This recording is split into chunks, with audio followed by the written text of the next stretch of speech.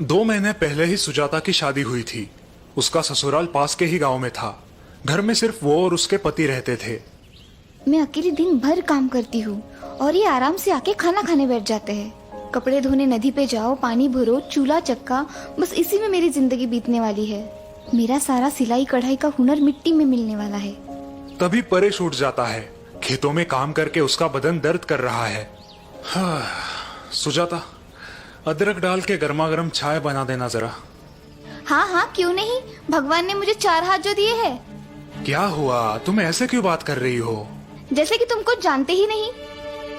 सुजाता का मूड आज बहुत ही उखड़ा हुआ था। उसे ऐसा लग रहा था कि उसके पति उसकी कोई चिंता नहीं करते। उसने उसे घर की नौकरानी बना के रखा है। सुजाता उदास होकर नदी के किनारे बैठी है। तभी उसकी सहेली दुर्गा वहां आती है। ऐसे क्यों बैठी हो सुजाता? सब ठीक तो है? कुछ नहीं, बस ऐसे ही ऊब चुकी हूँ मैं इस जिंदगी से। शादी को सिर्फ 2 महीने हुए हैं और तुम ऐसे बोल रही हो? और नहीं तो क्या। सुबह जल्दी उठो, दिन भर घर के काम करो, बाजार जाओ, पानी भरो, बस यही जिंदगी रह गई है। और पतिदेव की कोई मदद नहीं, जैसे कि गृहस्थी सिर्फ हमारी है। लेकिन क्या करें, अब सहना ही पड़ेगा। नहीं। क्या मतलब? हमें इस उबाऊ जिंदगी से छुटकारा मिल सकता है? हाँ, क्यों नहीं। इसलिए तो मैंने मेरे पति का घर छोड़ दिया। अब सुकून से यहाँ मायके में जी रही हूँ।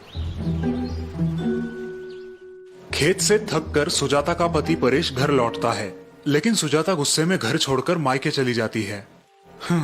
लगता है रूठ के मायके चली गई है। पता नहीं उसे क्या शिकायत है मुझसे।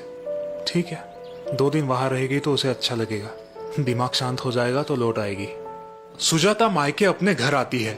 मायके में सिर्फ उसकी माँ और छोटा भाई है। वो दोनों सुजाता का खुशी से स्वागत करते हैं, लेकिन कुछ ही दिनों बाद जब तीनों गपशप करने बैठते हैं। सुजाता, जमाई बाबू वहाँ अकेले है। तुम अपने ससुराल कब लौट रही हो? माँ, मैं आप पर बोझ नहीं बनूंगी। दीदी, ये क्या कह रही हो आप? आप हम पर कभी बोझ नहीं बन सकती। लेकिन तुम ऐसी बात क्यों कर रही हो बेटा? सुजाता उन्हें फिर कभी ससुराल ना जाने का अपना फैसला सुनाती है। सुजाता की माँ और भाई को जोर का झटका लगता है। ये क्या कह रही हो बेटा? जमाई बाबू तो भले नेक इंसान है। हाँ दीदी, जीजू आपका बहुत ध्यान रखते हैं, फिर भी आप ऐसा क्यों कह रही हो? क्योंकि मैं उब चुकी हूँ उस गृहस्थी से। पूरा दिन घर में मैं ही मरती रहती हूँ। तुम्हारे जीजा जी मुझे रत्ती भर की भी मदद नहीं करते।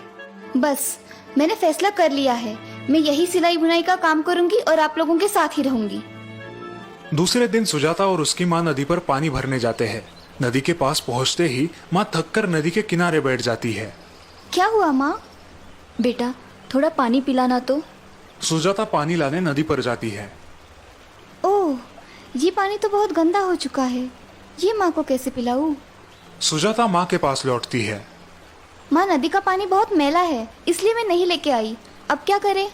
अच्छा, ये बात है बेटा, तुम थोड़ी देर बाद जाकर लाना।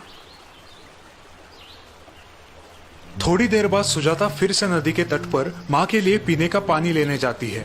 अब नदी पर कोई नहीं है। सुजाता पानी देख के अचरज में पड़ जाती है। अरे वाह, ये पानी तो अब एकदम साफ हो गया है। अब ये पानी माँ के लिए ठीक है।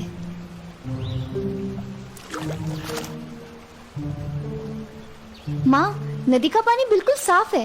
ये कैसे हुआ? हमने तो कुछ नहीं किया। क्योंकि उसमें जमा मिट्टी और गंदगी नीचे बैठ गई है और बिना कुछ किए हमें साफ पानी मिल गया। बेटा, जीवन भी ऐसे ही होता है। कभी कभी हम जल्दबाजी में, गुस्से में होते हैं और तब हमारे दिल और दिमाग की अवस्था भी गंदगी भरे नदी के पानी जैसी होती है। सुजाता माँ की बात समझने की कोशिश कर रही है। उससे हमारा नुकसान कैसे होता है माँ? तब हम गलत निर्णय लेते हैं और जिंदगी भर पछताते हैं। तो ऐसे वक्त हमें क्या करना चाहिए माँ? ऐसे वक्त हमें शांत रहना चाहिए और उस समय को वक्त के हाथ में सौंपना चाहिए। कई बार समस्या अपने आप ही सुलझ जाती है, बिल्कुल उस नदी के पानी की तरह, जिसे साफ होने के लिए हमने बस थोड़ा सा समय दिया। माँ की बात सुन के सुजाता को उसकी गलती का एहसास होता है और तभी उसका छोटा भाई वहाँ आता है। दीदी, दीदी, जीजू का फोन आया था, कल आपको लेने आ रहे हैं। ये खुशखबर सुनकर सुजाता सोच में पड़ जाती है। क्या सोच रही हो बेटा? जाओगे ना अपने घर? जमाई बाबू को तुम्हारी फिक्र ना होती तो रोज तुम्हारे भाई को फोन करके तुम्हारी पूछताछ ना करते। माँ की बात सुन के सुजाता की आंखें भर आती है। उसे अपनी गलती का एहसास हुआ देख माँ और उसका भाई खुश हो जाते हैं। और दीदी आपके लिए एक खुश खबर भी है। जीजू ने आपके लिए एक नई सिलाई मशीन खरीदी है। लेकिन सिलाई मशीन तो महंगी होती है ना, इतने पैसे नहीं है हमारे पास। इसीलिए तो खेत का काम खत्म होते ही वो किसी और के खेत में हाथ बटाने जाया करते थे। मुझे लगा आपको ये बात पता होगी। माँ मुझे माफ कीजिए, गुस्से में आकर मैं बहुत गलत निर्णय ले रही थी। अब जिंदगी भर आपकी ये सीख याद रखूंगी। और इस तरह सुजाता वापस ससुराल जाकर हंसी खुशी रहती है।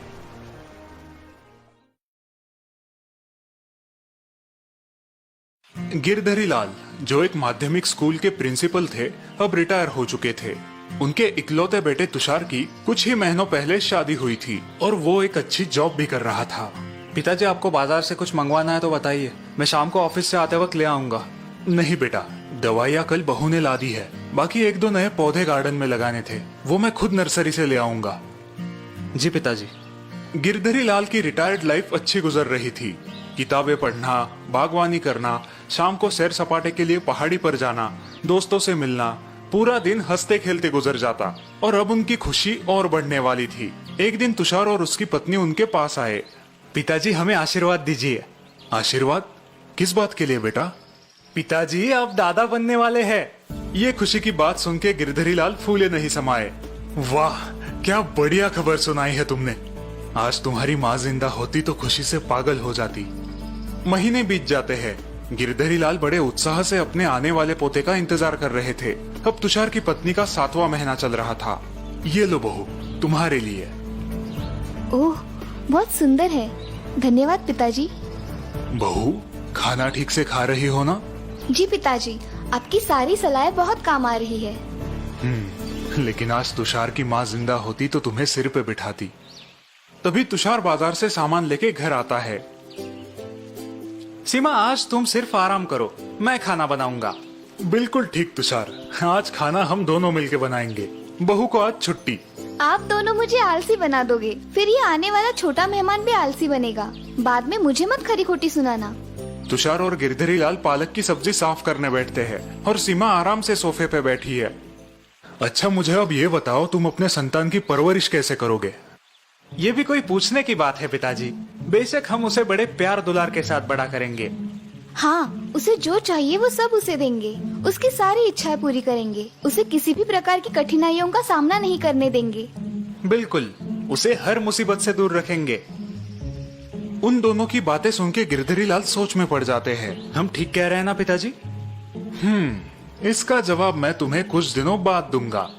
गिरधरी लाल की बात सुन के तुषार और सीमा उलझन में पड़ जाते हैं। अगले दिन गिरधरी लाल नर्सरी से गुलाब के 2 छोटे पौधे ले आते हैं और एक पौधा बेटे और बहू को दे देते हैं। बहू, तुषार, ये छोटा पौधा तुम्हें हमारे बगीचे में लगाना है। और ये दूसरा पौधा पिताजी? ये मैं खुद लगाऊंगा और आज से हम दोनों अपने अपने पौधों की निगरानी करेंगे। अब गिरधरी लाल अपने पौधे को बगीचे में लगा देते हैं और उसके पास ही तुषार और सीमा उनके पौधे को।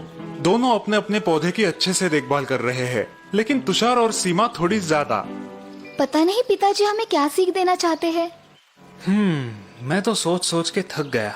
दिन बीतते जाते हैं। गिरधरी लाल अपने पौधे को सिर्फ आधा गिलास ही पानी देते थे और तुषार अपने पौधे को 2 गिलास पानी और हर हफ्ते खाद भी देता था।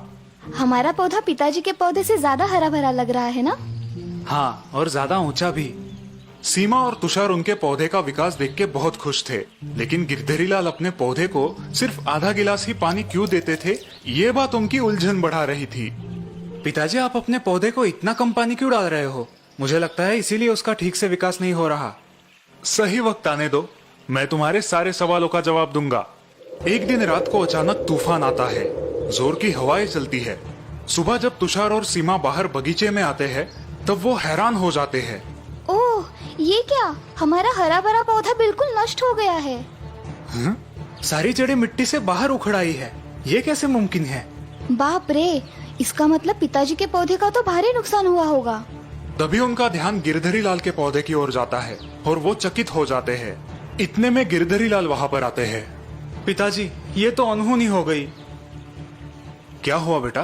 पिताजी, हमारा पौधा कल रात के तूफान में पूरा नष्ट हो गया है। अच्छा, ये तो बहुत बुरा हुआ।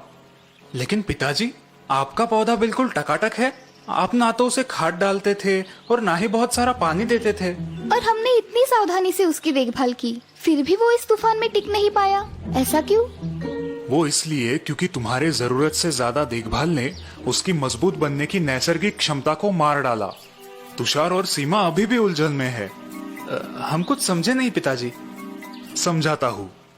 जब मैं मेरे पौधे को सिर्फ जरूरत के अनुसार आधा ग्लास पानी दे रहा था, तब पौधा अपनी बढ़ती हुई जरूरत पूरा करने के लिए खुद की जड़ों को जमीन के अंदर फैला रहा था और आसपास के मिट्टी से पानी प्राप्त कर रहा था। इसी वजह से उसकी जड़ों ने जमीन में अच्छे से पकड़ जमा ली। इस कारण कल रात के तूफान का इस पौधे ने डट के सामना किया। और हमारा पौधा क्यों नहीं कर पाया? वो इसलिए क्योंकि तुम्हारी ज्यादा देखभाल ने उसकी परिस्थिति से मुकाबला करने की क्षमता नष्ट कर दी। तुम्हारे पौधे को जरूरत से ज्यादा पानी, पोषण मूल्य आराम से मिल रहे थे, इसीलिए उसने मिट्टी के अंदर घुसने की कोशिश ही नहीं की। और इसीलिए उसकी जड़ें जमीन में पक्की पकड़ न कर पाई और पौधा कल के तूफान का सामना न कर सका। बिल्कुल सही। लेकिन आप हमें इस अनुभव से क्या सीख देना चाहते हैं? हमारी संतान भी इसी पौधे की तरह होती है। उनकी बढ़ती उम्र में अगर उन्हें जरूरत से ज्यादा लाड़ प्यार और देखभाल मिले तो उनकी कठिन परिस्थितियों से लड़ने की क्षमता विकसित नहीं होती और जिंदगी में उन्हें संकटों का सामना करना मुश्किल होता है। एकदम सही। आई बात समझ में। थैंक यू पिताजी, हम आपकी सलाह याद रखेंगे।